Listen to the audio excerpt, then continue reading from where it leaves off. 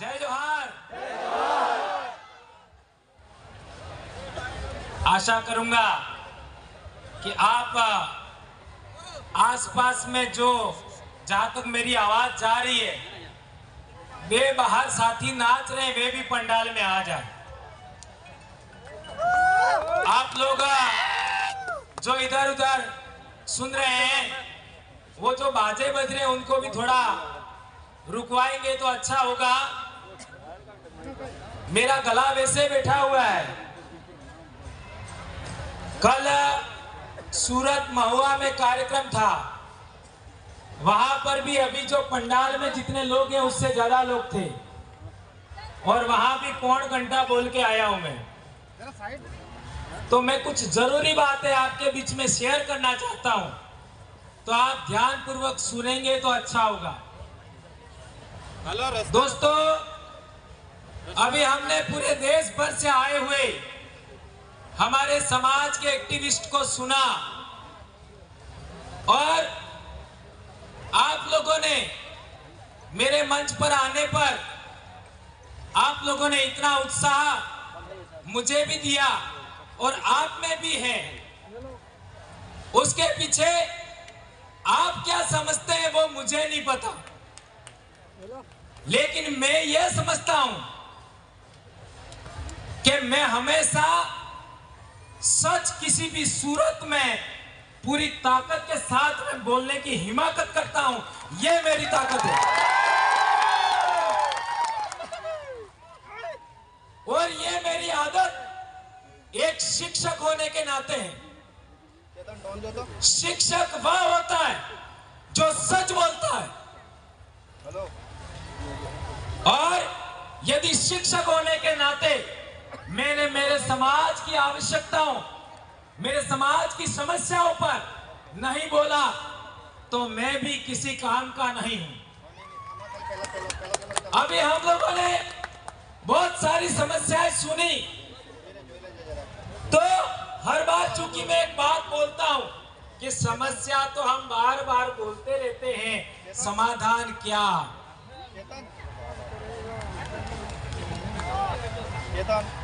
क्या तो कई लोग ऐसा मानते हैं कि भंवरलाल जी का समस्या समाधान का एक ही आइडिया है, और वह है पॉलिटिक्स। ऐसा कई लोग मानते हैं, लेकिन मैं उन लोगों को अधूरा मानता हूं।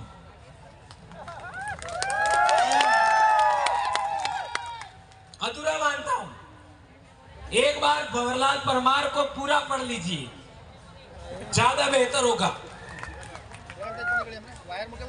हम लोग हमारी वैचारिकी में बेशक इतिहास सबसे पहले है, लेकिन जो बातें हमने सुबह से यहां तक सुनी, ये सभी बातें यदि विधानमंडल में अर्थात विधानसभा और लोकसभा में हुई होती तो क्या हसदेव होता?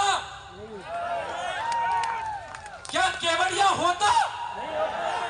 क्या आज हमारे सातपुड़ा में डैम बनाए जा रहे, उनका रुकावट होता कि नहीं होता? तो बोल क्यों नहीं रहे?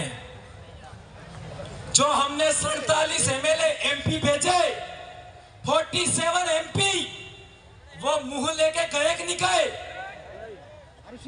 कौन कह रहा है मुंह लेके गए? है? आपका जितने भी आप लोगों ने 47 एमपी भेजे, क्या वे लोग मुंह लेके गए क्या? यदि मुंह लेके गए होते तो केवड़िया पर बोलते। क्या बोले? क्या नहीं बोले तो मुंह कहां था? है? और हसदेव पर कितने एमएलए बोले? 487 एमएलए पूरे देश में, 47 सांसद है। हसदेव पर कौन बोला? नाम गिनाओ। कई लोगों को गुमान था कि हमारी राज्यपाल है वो भी हमारी सुनती है, तो मणिपुर का राज्यपाल कौन था? कौन था? आदिवासी क्या बोली? कौन कह रहा कुछ नहीं बोली है? बोली होती तो अभी हिंसा रुक जाती। क्या सही कह रहा हूं, गलत कह रहा हूं? मैं बहुत बड़ी समस्या आपके सामने रख रहा हूं। मैं किसी एमएलए का विरोधी नहीं हूं, किसी एमपी का विरोधी नहीं हूं, किसी राज्यपाल का विरोधी नहीं हूं। अभी आप देख लो, कई लोगों को तो शरीर के अंदर रोमांच पैदा हो रहा था, रोमांच कि हमारी राष्ट्रपति बन गई, हमारा बहुत कुछ हो जाएगा। कुछ हुआ क्या? नहीं हुआ। तो क्या हम लोग इस जाजम से 47 सांसद पहुंचा देंगे, 487 विधायक पहुंचा देंगे, तो क्या हमारी समस्या का समाधान होगा? आप होगा ऐसा कहते हो, लेकिन मैं ना कह रहा हूं, नहीं होगा। क्यों नहीं होगा?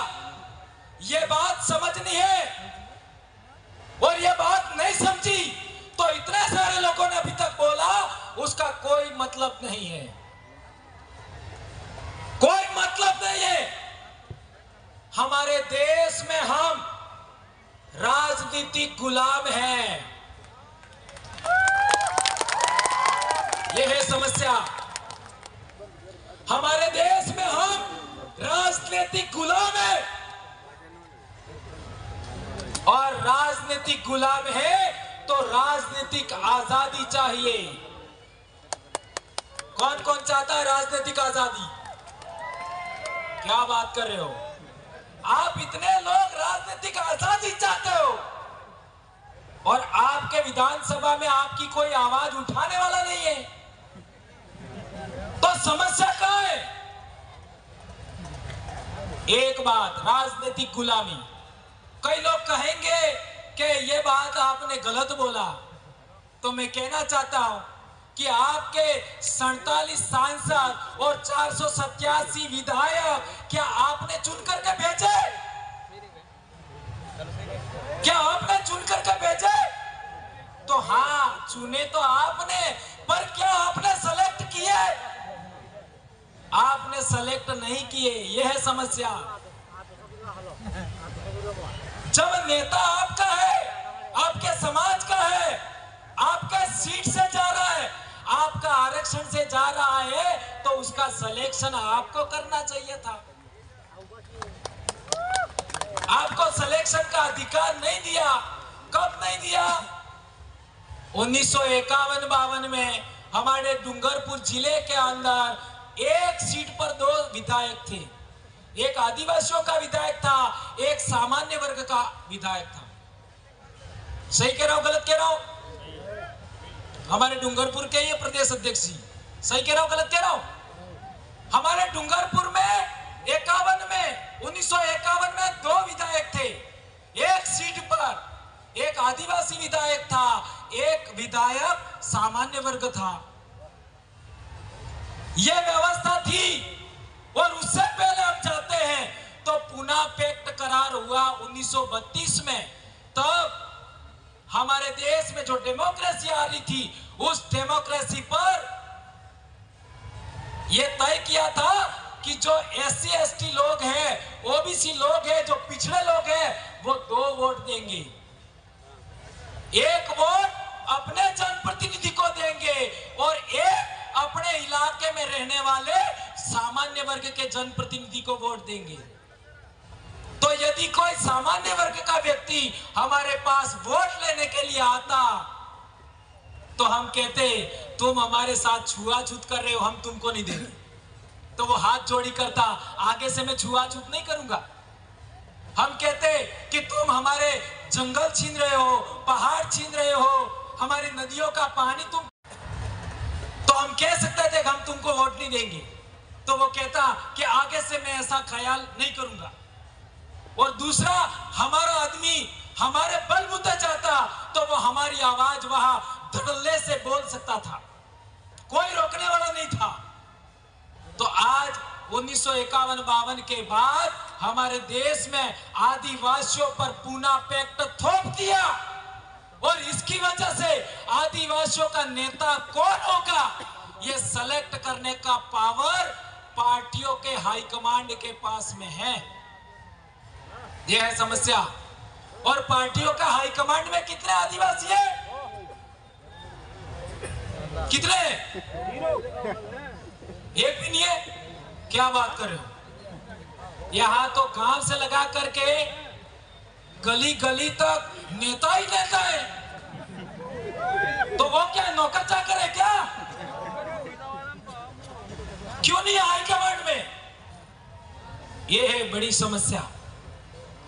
हमारे समाज पर जो वो लोग जो भारत के आदिवासी नहीं है, इंडिजिनस पीपल नहीं है, वो है हाई कमांड में। अब उनके पास तुम टिकट मांगने जाओगे तो तुम्हारा क्या होगा? जो बोलने वाला उसको कभी टिकट नहीं मिलेगी, लिख लो। जो लड़ने वाला उसको कभी टिकट नहीं मिलेगी, लड़ लो। और मेरे को तो चुनाव लड़ना ही नहीं है। मेरा क्या चाह? मेरे को तो तुमको लड़वाना है और तुम नहीं बोलोगे तुमको पीटूंगा।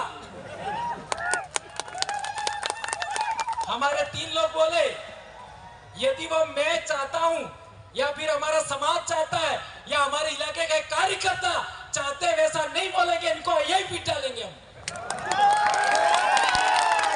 तो वो बोले आपके वाले वो कब बोलेंगे? कब बोलेंगे? ये है बड़ी समस्या। धन्यवाद। ये मैं कहना चाहता हूं कि जो लोग जिन लोगों को बोलना चाहिए वो गूंगे हैं, जिनको सुनना चाहिए वो गूंगे बेरे हैं। और जी जी धन्यवाद, बहुत अच्छी बात। और मैं एक बात कहना चाहता हूं, 4.5 साल तक तो हम लोग क्या करते हैं? समाज का जन जागरण करते हैं कि हमारा ये होना चाहिए, हमारा वो होना चाहिए। और अंतिम 6 महीने में हम लोग गांधी जी के 3 बंदर बन जाते हैं।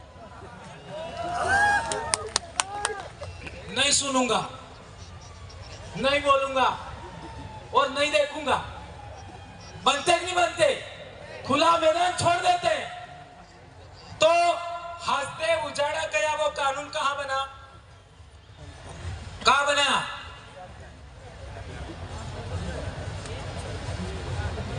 संसद में बना। और संसद में तुम्हारी आवाज उठ ही नहीं रही है। ये केवड़िया में आपका नोटिफाइड एरिया बना, वो कानून कहां बना? गांधीनगर में तुम्हारा बोलने वाला कोई है ही नहीं। तो जहां बोलना चाहिए वहां कोई नहीं है तुम्हारा। और यहां पर हम बड़ी बड़ी बातें कर रहे हैं। तो इस समस्या का समाधान करना या ना करना, 70 साल से हमें क्या करना चाहिए, क्या नहीं करना चाहिए, ये भ्रम ही दूर नहीं किया हमने। इसलिए समस्याएं बहुत सारी है, समाधान संभव है, लेकिन सही रास्ता तो चुने। सही रास्ता ही नहीं पकड़ा अभी तक। जब सही रास्ता नहीं पकड़ा तो समाधान कैसे होगा? कई लोग पहले मेरे को कहते थे कि बावर्ची को भी चुनाव लड़ना है, इसलिए वो ऐसा बोलते। मेरे को हर बार बोलना पड़ता है मैं कभी नहीं लड़ूंगा। मैं एक शिक्षक हूं और शिक्षक का जो धर्म होता है वो शिक्षक करेगा। भारत देश के अंदर 47 विश्वविद्यालय थे भारत में। पूरी दुनिया के लोग पढ़ने के लिए आते थे। आज हालात क्या है शिक्षा का? भारत देश में अंदर इकोनॉमी 37% थी ईस्वी सन के आसपास, आज 6-7 पर दौड़ रही है। हमारा हुक्मरान हमको मारने के लिए बैठा है और हम तलवे चाट रहे हैं हुक्मरान के।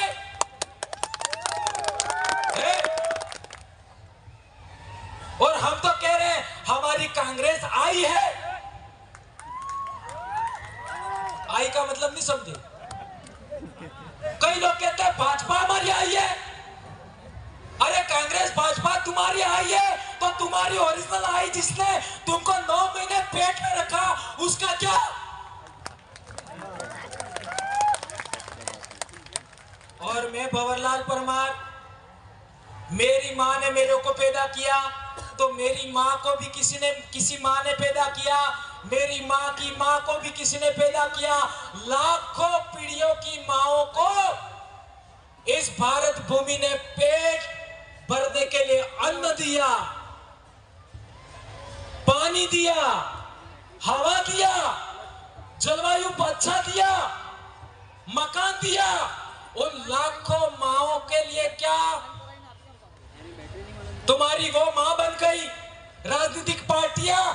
तो लाखों माएं जिन्होंने इस भारत भूमि पर पैदा होकर के तुम्हारे डीएनए को यहां तक लाई है, उनका क्या? इसलिए मैं आदिवासी डीएनए के अलावा किसी दूसरे की बात नहीं मानता। और मैं सिद्ध करना चाहता हूं, चैलेंज है मेरा खुला, कि आदिवासियों से बेहतर भारत में कोई पैदा हुआ है तो मेरे से बहस करो। आ जाओ, आ जाओ। भारत देश के अंदर आदिवासियों से कोई बेहतर आदमी पैदा हुआ है, कोई बेहतर महिला पैदा हुई है, मेरे से बहस कर लीजिए। चलो, मैं चैलेंज करता हूं, कोई पैदा नहीं हुआ, आदिवासी से बेहतर कोई नहीं है। इसलिए गैर आदिवासियों की तरफदारी बंद करो, गैर आदिवासियों के दाखले देने बंद करो। आदिवासी अहिंसक कौम है, आदिवासी हिंसक कौम नहीं है। और अहिंसक कौम है, शांतिपूर्ण सहअस्तित्व को मानता है, लोकतांत्रिक व्यवस्था को मानता है, गणतांत्रिक सामुदायिक व्यवस्था को मानता है। इसलिए रजवाड़े काल में समतल जमीन हमसे छीन गई, हम जंगल पहाड़ों में आना पड़ा। सोचो, रजवाड़ों के काल में समतल जमीन छीन लिया, शक्ति के बलबूते पर, सत्ता के बलबूते पर, और हम पहाड़ों में आ गए, जंगल में आ गए। और 75 साल के लोकतंत्र में अब पहाड़ छीन रहे हैं, जंगल छीन रहे हैं। कहां जाए? अब कहां जाए? मंगल ग्रह पर जाए क्या? और कई हमारे भगत लोग तो सोचते हैं इस जिंदगी में तो कुछ नहीं हुआ साला, मरने के बाद जो जिंदगी है स्वर्ग वाली वो ठीक है। यानी कुछ भी हो गया चलो चलेगा, लेकिन स्वर्ग मिल जाए। और मैं हमारे इलाके में बोलता हूं, ऐसे जो भगत अंधभक्त लोग हैं ना, जिनका दिमाग का कचरा हो गया है, वो क्या सोचते हैं, मेरी पत्नी नहीं जाए तो भी चलेगा, लेकिन मैं स्वर्ग में जाना चाहता हूं। अरे तुम्हारा स्वर्ग यही है। आदिवासियों को पानी बहता है, उसको स्वर्ग लगता है। आदिवासियों को जंगल स्वर्ग जैसा लगता है, आदिवासियों को पहाड़ स्वर्ग जैसे लगते हैं। और आदिवासियों के बीच में रह करके जो जिंदगी है वो कहीं पर भी नहीं है, कहीं पर भी नहीं। और इसलिए मैंने फैसला किया कि मैं कल मर जाऊं तो भी चिंता नहीं है, सच जरूर बोलूंगा। आज नौकरी छीन जाए कोई चिंता नहीं, सच जरूर बोलूंगा। अब मेरा सवाल है कि सोशल मीडिया के माध्यम से बाद में भी लोग सुनेंगे, आज आप भी सुन रहे हो और लोग दूसरे सुनेंगे।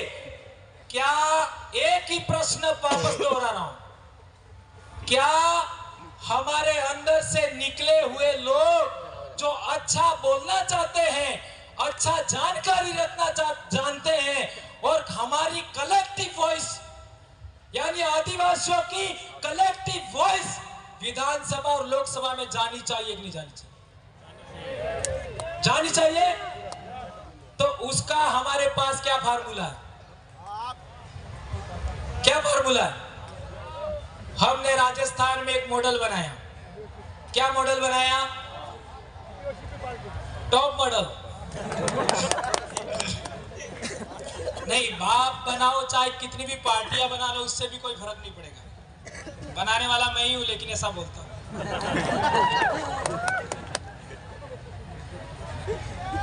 50 संगठन बना लो, 50 पार्टियां बना लो, कोई फर्क नहीं पड़ेगा। जाओ लिख लो, मैं कह रहा हूं ये मैं आ गया शब्द इसको गलत में मत लेना। कोई फर्क नहीं पड़ेगा, कितनी भी पार्टियां बना लो, कितने भी संगठन बना लो, कोई फर्क नहीं पड़ेगा।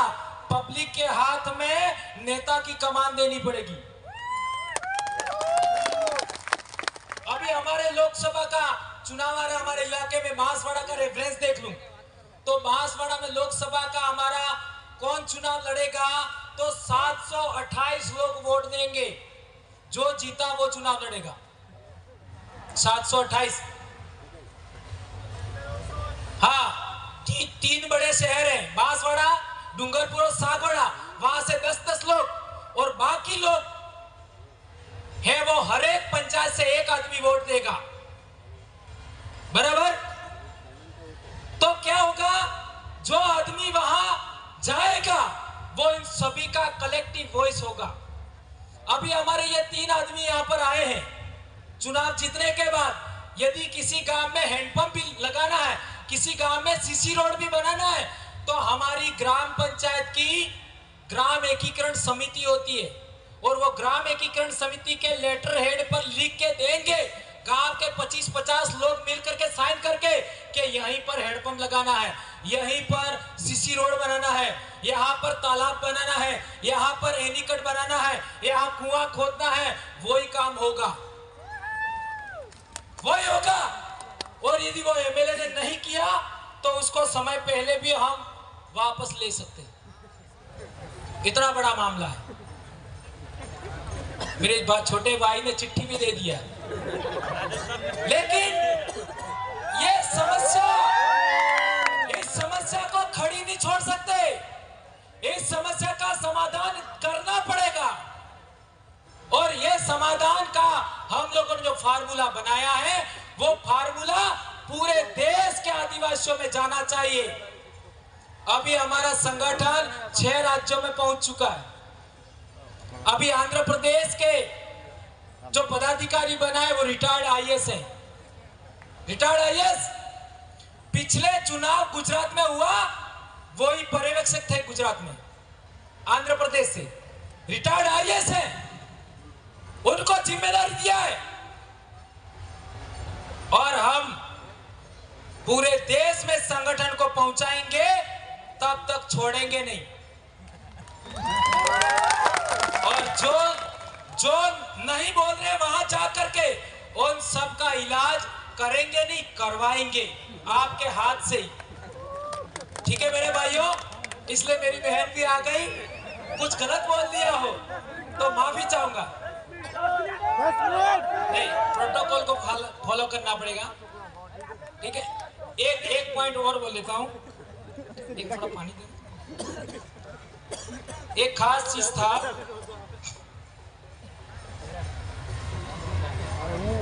कालूराम दादा ने बोला मैं मर जाऊंगा तब तक बोलता रहूंगा। तो मैं कालूराम दादा को कहना चाहता हूं, भंवरलाल परमार आज से आपका गोद लिया हुआ बैठा हुआ है, आपकी चिंता करने की जरूरत नहीं। आपका गोद लिया हुआ बेटा है। यदि आपको आदिवासी एकता परिषद को लगता है कि मेरे में कोई कमी खामी है, सुधार करिए, ये आपकी जिम्मेदारी है। मेरे में कोई कमी खामी है, आपकी जिम्मेदारी है, आप इसको ठीक करिए। आप मेरे भगवान हैं, आप मेरे टीचर हैं। मेरे को जितना पता है बोलूंगा, लेकिन आंख मूंद के आपकी बात नहीं मानूंगा। मेरे से बहस करनी पड़ेगी और आज तक मेरे से बहस में कोई जीता भी नहीं है।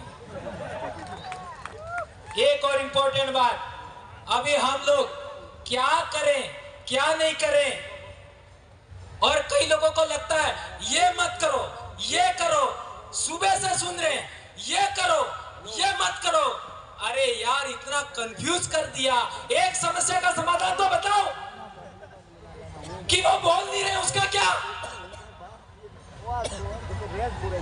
यस, 47 सांसद और 487 एमएलए नहीं बोलते, उनका क्या? उनका इलाज सबसे पहले करो, फिर समस्या अपने आप समाधान हो जाएगा।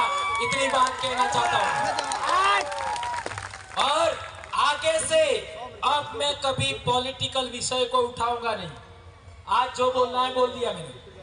अब मैं कल्चर पर और हिस्ट्री पर बोलूंगा आने वाले समय में, और वो भी आप समय दोगे तो, मेरी मर्जी से नहीं बोलूंगा। धन्यवाद। जय जोहार बारू दादा, जय आदिवासी, जय जोहार, जय भील प्रदेश। और हम आदिवासियों का, पश्चिमी भारत के आदिवासियों का राज्य बनना चाहिए। क्या भील प्रदेश बनना चाहिए?